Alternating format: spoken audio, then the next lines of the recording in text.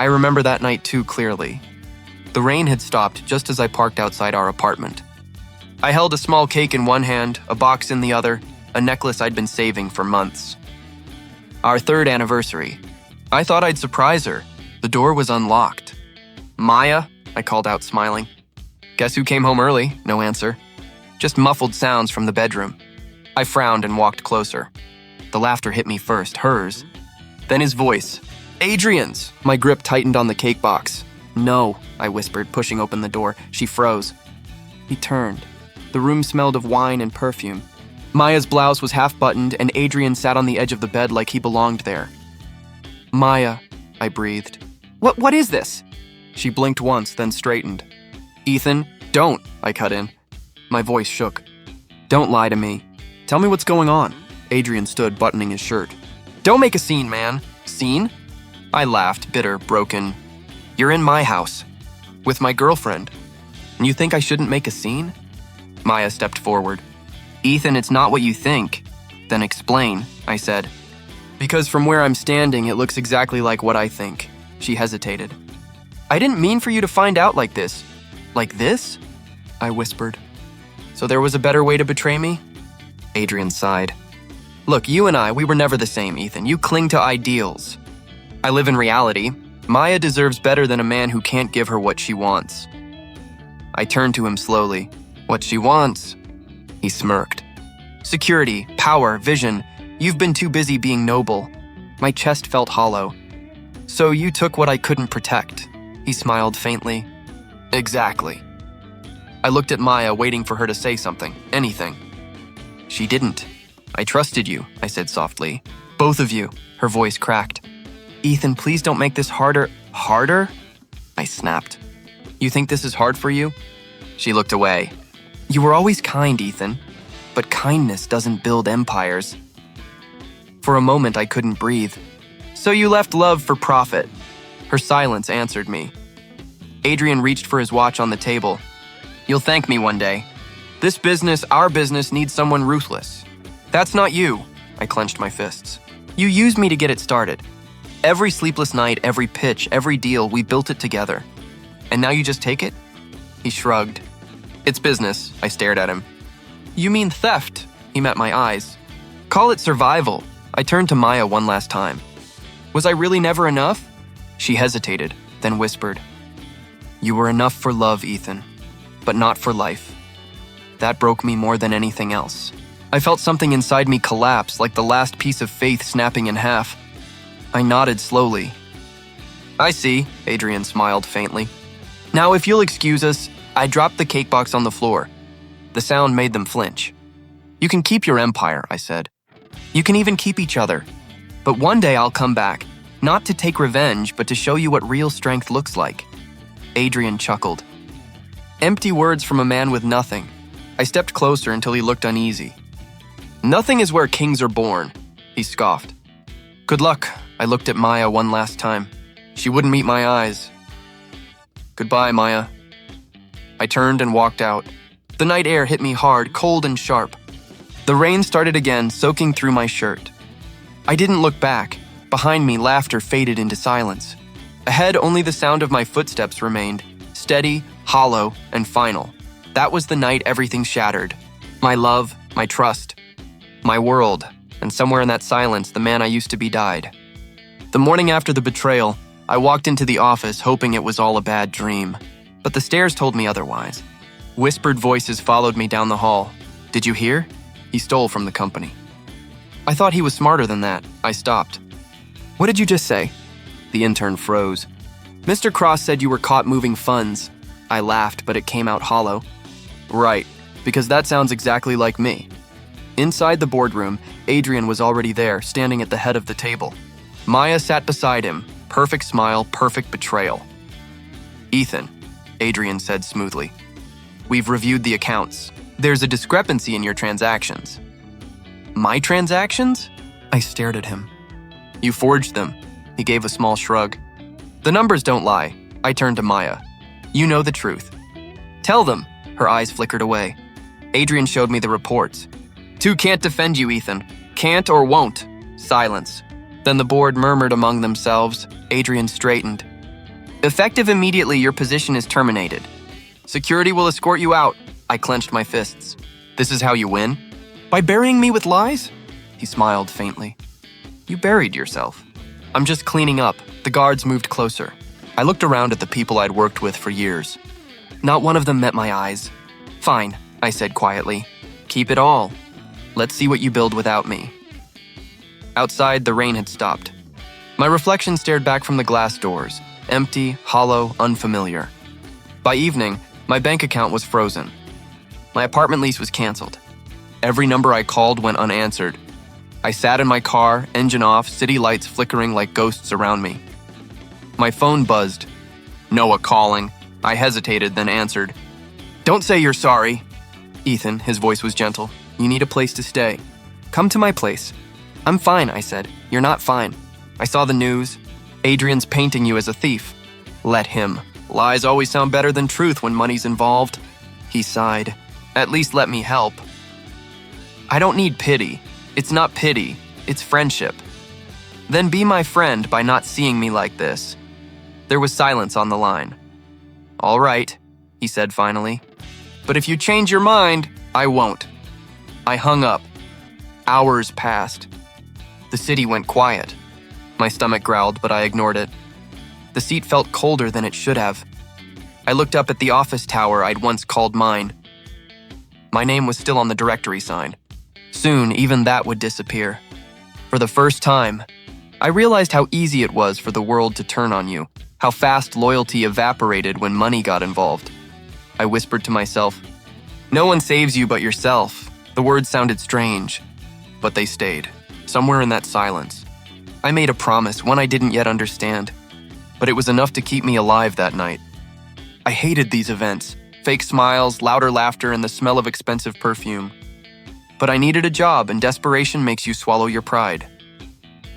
I stood near the bar, sipping flat soda, watching people talk about success like it was contagious. Ethan Cole? A voice said behind me. I turned. A woman in a dark suit stood there, tall, confident, unreadable. Do I know you? I asked. Not yet, she said. Claire Bennett. CEO of Bennett Holdings. The name hit me like a splash of cold water. Right, the investment firm. You're exactly who you think I am, she said. And you're the man everyone's whispering about. I stiffened. You mean the thief? Her lips curved slightly. I don't believe rumors. I believe patterns. You built something once. That interests me, I laughed quietly. I also lost everything once. That should warn you. Loss teaches faster than success, she replied. The only question is whether you learned. I studied her face, calm, detached, like she already knew my answer. Why are you talking to me? Because people like you either disappear, she said, or come back stronger. I'm curious which one you'll be, I frowned. You're offering me something. I am. She glanced at the crowd. My company needs someone who understands both creation and destruction. You've seen both, I almost laughed. You want to hire a broken man? No, she said evenly. I want to hire one who knows what it costs to rebuild. Something about her tone silenced me. What's the catch? She took a sip of wine. Loyalty. And results. I don't tolerate excuses. I folded my arms. You don't know me, Miss Bennett. You don't know if I'm loyal to anyone anymore. Her eyes didn't waver. Then prove it. I stared at the business card she handed me. Bennett Holdings, executive consultant. I can't promise miracles, I said. Good, she replied. Miracles are for amateurs. I want consistency. Her directness unsettled me. Why me? She smiled faintly. Because you've already fallen. That makes you dangerous to the people who pushed you. For a moment, I saw something behind her confidence. Maybe her own scars. You talk like you've been there. Her voice softened.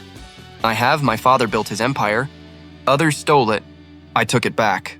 That silence between us said enough. Pain recognized pain. Finally, I asked, what if I fail again? Then you'll know how not to fail next time. I looked down at the card one more time. When do I start? Monday, 8 sharp. Don't be late, she said, turning away. I called after her. Why take a chance on me? She didn't stop walking. Because power isn't evil, she said over her shoulder. Weakness is. I stood there, gripping the card. The noise around me faded. For the first time since everything fell apart, I felt something other than anger. Hope. Fragile. Hesitant. But real.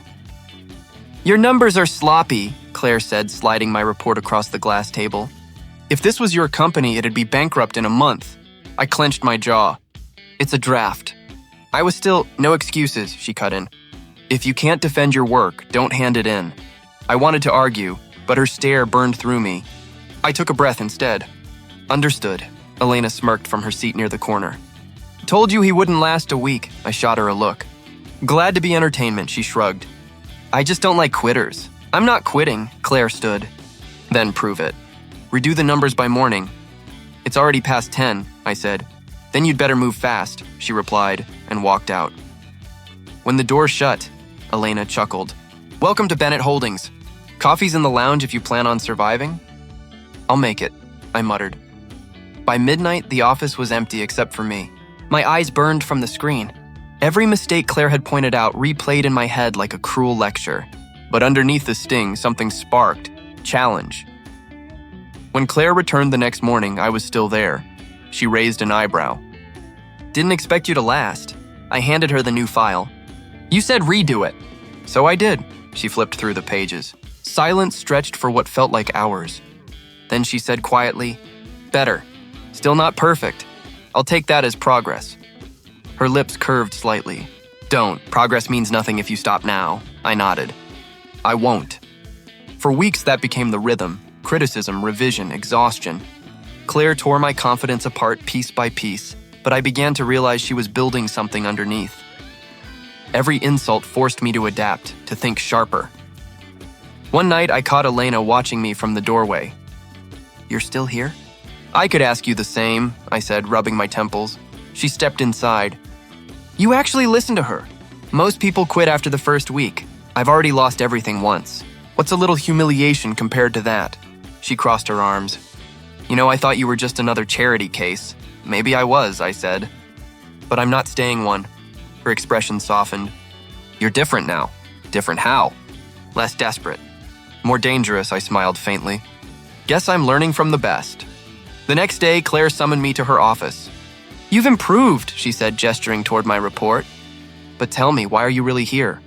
"Because you gave me a job." "No," she said. "You could have gone anywhere." "Why me?" I met her gaze. "Because you don't pity me. You push me. Everyone else looks at me like I'm broken. You look at me like I'm untested." She studied me for a moment, then nodded. "Good answer. But remember, testing never stops. I wouldn't have it any other way." She smiled faintly. "Then you might just survive here." That night, as I walked out of the office, the city lights didn't look as distant anymore. My hands still trembled from exhaustion, but the fear that once ruled me was gone. In its place was something colder, sharper, resolve. I looked up at the mirrored glass of the building and barely recognized the man staring back. The one who'd been betrayed was gone. "I'm done being weak," I whispered. The reflection didn't answer, but I didn't need it to. I already knew. The scared, broken Ethan had died quietly. The one standing in his place was ready to fight.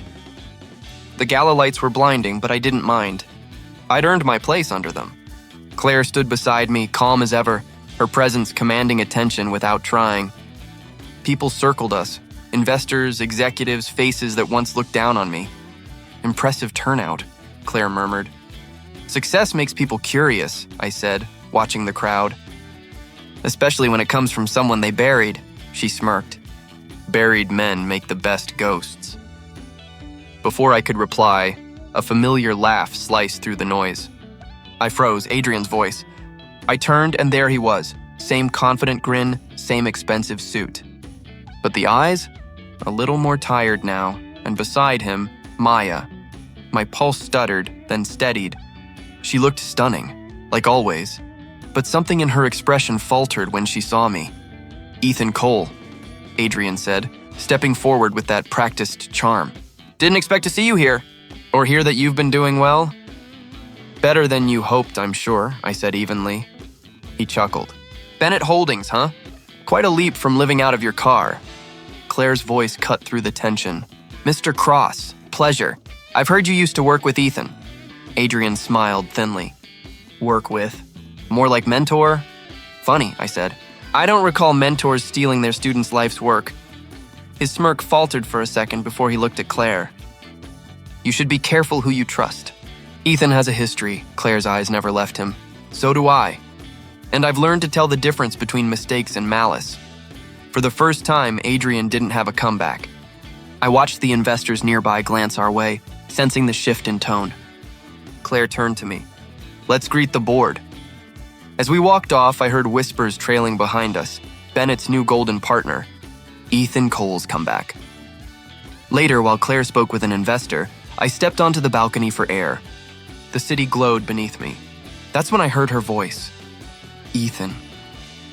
Maya stood in the doorway, hesitating like she wasn't sure she had the right. I didn't turn fully. You shouldn't be here. I had to talk to you.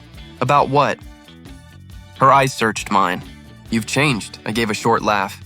No, I just stopped loving the wrong people. She flinched. I didn't mean for things to end that way. Don't lie, Maya, you meant every word you said that night. I was scared, she whispered. You were struggling, and Adrian offered security, I finished. Yeah, I remember. You chose power over love. Her voice trembled. And now you have both. No, I said quietly. Now I have peace. That's worth more. She looked down. He's not the man I thought he was. I could have told you that. She stepped closer. Do you ever think about us? Sometimes, I admitted, but not with pain anymore. You taught me something valuable. What's that? That I don't need to be saved. Especially not by someone who'd watch me drown first. Her eyes filled with tears. Ethan, don't, I said softly. You made your choice. Now live with it. A silence stretched between us, heavy with everything unsaid. Then Claire appeared at the door. Everything all right? She asked, eyes flicking between us. Perfect, I said. Just finishing an old conversation. Maya turned away, her voice barely a whisper. You really did change, I nodded. That's what survival looks like. As she walked back inside, I felt nothing. No hate, no regret. Just closure. Claire handed me a glass of champagne. You okay? Better than ever, I said, watching the lights reflect in the glass. Ghosts don't haunt me anymore. Claire leaned over the conference table, her tone sharp. If we move fast, the board will panic. That's when we strike. I studied the blueprint of Adrian's company flashing across the screen. You're sure they'll sell? They'll have no choice, she said. Once we reveal their debt, investors will beg us to take control. I hesitated. You make it sound easy. It's not, she said softly. But necessary. Her confidence always amazed me, steel wrapped in elegance. You've done this before, I said. Once, she replied, when my father's partners betrayed him. I watched them destroy what he built. So I rebuilt it myself. Her voice faltered slightly, the first time I'd heard emotion slip through her armor. I know what betrayal does to a person, she continued. It doesn't just break you, it defines you. Unless you decide to rewrite the definition. I met her gaze. And you think taking Adrian's company will rewrite mine? She smiled faintly. It's not about him anymore. It's about you. I wanted to believe her, but the thought of Adrian losing everything filled me with something darker than satisfaction. What if I'm doing this for the wrong reasons? She leaned back. Then you'll learn. The wrong reasons often lead to the right outcome. I exhaled slowly. You really don't fear much, do you? I fear wasted potential, she said, glancing at me. And I don't plan on letting yours rot. Her words lingered longer than I wanted them to. We worked late into the night, planning every move, every signature, every whisper that would topple Adrian's empire. The silence between us wasn't awkward. It was loaded, unspoken. At one point, Claire looked up from her notes. You keep frowning. Regrets already? Maybe, I said. Part of me wonders if destroying him makes me like him. Her eyes softened. It doesn't. He took. You're reclaiming. Is that how you justified yours? I asked. She smiled, sad and distant. Every night for a year. We didn't speak after that. The hum of the city filled the quiet. When the clock struck midnight, she stood. Go home, Ethan. Sleep. Tomorrow we finish this. I wanted to tell her I wouldn't sleep, that my mind was already too loud, but I just nodded. See you at 9. Outside, the city glowed gold and restless. I walked until I found myself standing by the window of my apartment, staring down at the streets below. Adrian's name flashed across a distant billboard. His empire, his pride. Soon it would all belong to me, I whispered. You said I was too kind, too weak. Let's see what you say tomorrow. But even as I said it, something in me twisted. I remembered the night I'd found him and Maya together. The betrayal. The humiliation. The version of me that walked out into the rain that night, broken, lost, desperate. That version had wanted revenge. The man staring at the city tonight wasn't sure anymore. I grabbed a glass of water, trying to drown the thought, but it stayed. Would I feel whole when it was done, or just empty in a different way? My phone buzzed. A text from Claire. Everything's ready. Be ruthless. I smiled faintly, typing back, always am. But as I put the phone down, I caught my reflection in the glass. Tired eyes, tight jaw, a man wearing success like armor. Ruthless, I whispered. Or just numb? No answer, just the hum of the city below. Tomorrow, Adrian Cross would fall. And maybe, just maybe, I'd finally understand what victory really costs. Julia Hayes' article hit the headlines at dawn. Adrian Cross, the empire built on lies. By noon, his investors were gone. By evening, so was his reputation. Claire closed her laptop and looked at me. It's done, I exhaled slowly. So it is, she studied me. You don't look satisfied. I thought I'd feel something, I said. Anger, relief. But all I feel is quiet. Quiet is good, she said softly. It means you've won.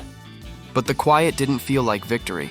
It felt like the moment after thunder, when everything is still but broken. My phone buzzed. A message from Adrian. Meet me. Claire raised an eyebrow. You're going? I need to, I said. He deserves to hear it from me. The bar he chose was empty except for him. No tailored suit, no polished confidence, just a man drowning in his own mess. His tie was gone, his hands trembling. You leaked it, he said, voice hoarse. Didn't you? I didn't deny it. You built your empire on stolen work and lies. I just handed the world a mirror. He slammed his fist on the table. I gave you everything. You gave me betrayal, I said quietly. And a reason to start again, he laughed bitterly. You think this makes you better than me? You destroyed me, I met his eyes. No. You destroyed yourself the moment you decided loyalty was a weakness. He stared down at the drink in his hand. Maya left this morning, he said flatly. Didn't even say goodbye, I nodded. She always did have good timing. He looked up sharply. You wanted me to lose everything. Are you happy now? I paused.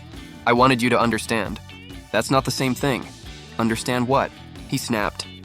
What it feels like to be on the floor while the world watches, I said. To realize you built everything on lies and now you're the only one left to blame. His voice cracked. I thought you were weak. I was, I said. But you taught me what loyalty means. And what it costs. He looked away. So this is it then? You destroy me, walk away, pretend you're different? I leaned forward. You still don't get it. I didn't destroy you for revenge. I did it so I could stop seeing your shadow every time I looked at mine. He went silent. The fight drained out of him, leaving only regret. For a moment, I saw myself the night everything shattered. The confusion, the disbelief, the pain. It almost made me pity him. Almost. Adrian, I said quietly. You could have had everything. You just wanted to own it all alone. He swallowed hard. What now? Now? I stood. You live with what you've done. Like I had to. He looked up, desperate. Help me, Ethan, please. I stopped at the door. No one saved me, I said. It's your turn to learn, he called after me, voice cracking. You'll regret this. I turned slightly. I already did. That's why I'm done. Outside, the night felt colder than it should have. Claire waited by the car. How did it go? She asked. He finally saw himself, I said. Did it help? I looked at her. Not as much as I hoped. But maybe that's the point. She touched my arm gently. Closure isn't clean. It just stops bleeding. I nodded, glancing back once before walking away for good. Adrian Cross was finished. And so, in a strange way, was I. The news moved on quickly. Adrian's name vanished from headlines, replaced by newer scandals. But mine didn't. Bennett holding sword higher than ever. Everyone said I'd won.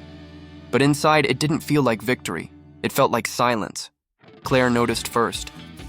"You've been staring at that same report for 10 minutes, she said. "Habit," I muttered. "It keeps me busy." She closed the folder. "No, it keeps you empty." I looked at her. "You think revenge leaves room for peace?" "I think peace starts when you stop needing revenge." I laughed softly.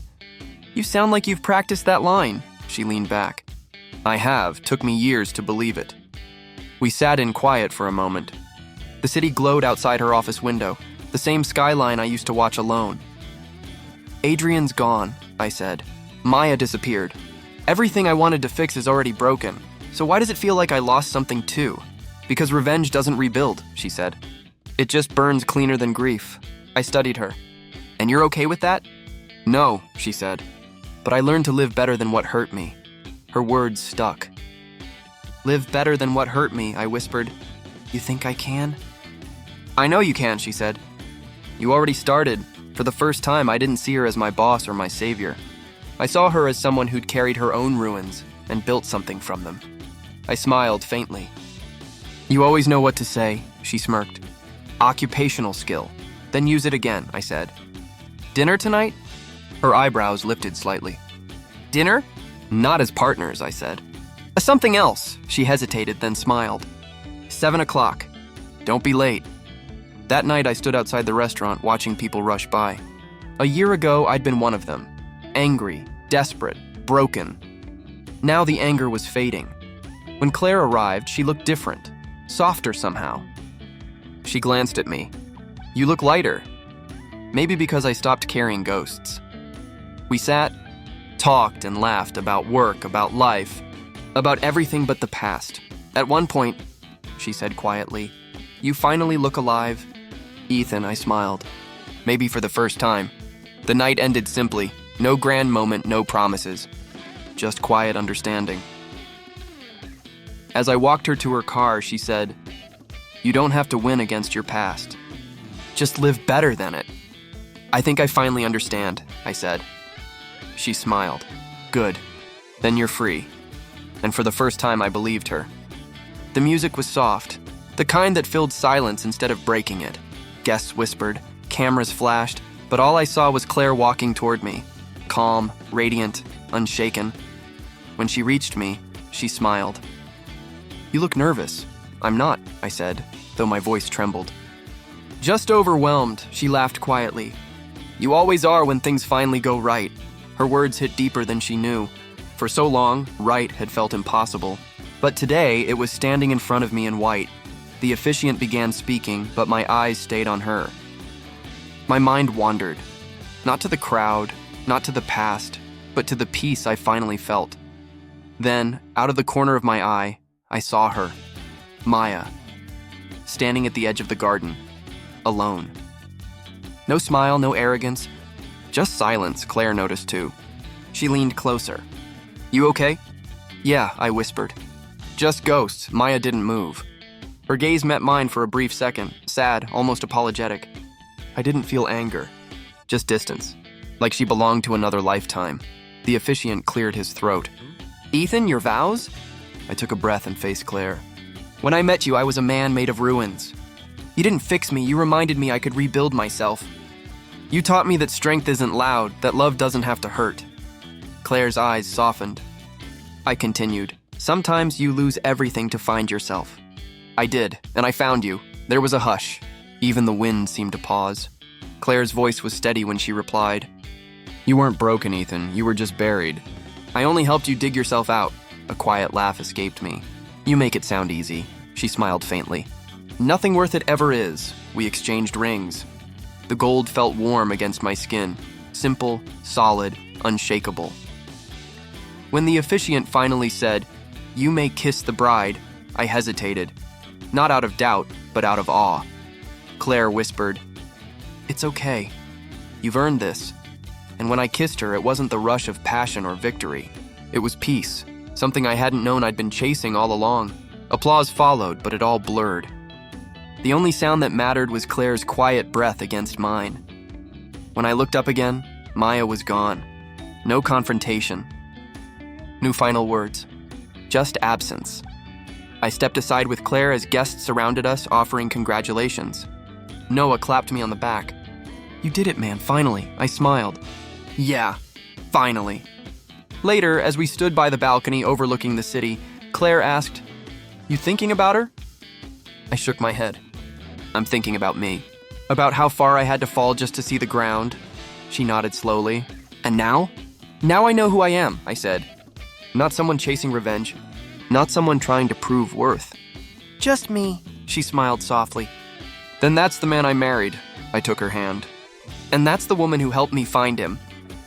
The city lights shimmered below, quiet and endless. For the first time, I didn't feel the need to look back. The elevator doors opened with a faint creak. I stepped out, facing the hallway that once felt like the end of the world. Apartment 3B, same peeling paint, same rusted number plate. I unlocked the door slowly. The hinges groaned like they still remembered the night I left. Inside, the air was still. No furniture, no pictures, just echoes. I ran my hand along the wall. "You saw everything, didn't you?" I whispered. My voice bounced back at me. I could almost hear it, the laughter, the betrayal, the silence after. But the pain that once clawed at me was gone. All that remained was understanding.